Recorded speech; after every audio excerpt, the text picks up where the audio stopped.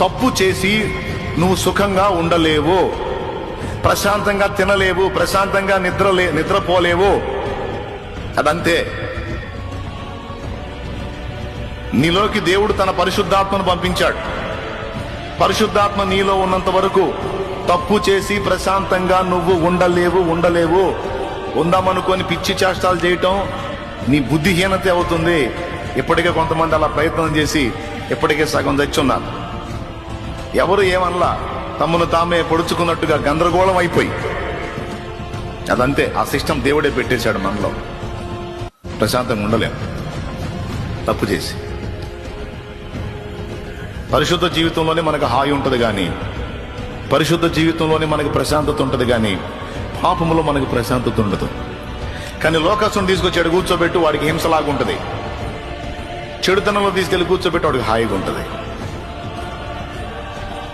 ఎంతమంది ఒప్పుకుంటారు? పొరపాట్లో ప్రశాంతంగా ఉండలేము. లోకస్తులు ఉన్నారు, పెద్ద పెద్ద తప్పు చేసి కూడా అసలేమీ లెక్కలేనట్టుగా ప్రశాంతంగా అలా గడిపేస్తారు. కానీ క్రీస్తు రక్తము చేత కడగబడి పరిశుద్ధాత్మను పొందుకొని, పరిశుద్ధాత్మను తన యందు కలిగి ఉన్నటువంటి ఒక వ్యక్తి పాపములో ప్రశాంతంగా నిలవలేడు, పాపం చేసి ప్రశాంతంగా బతకాలేడు.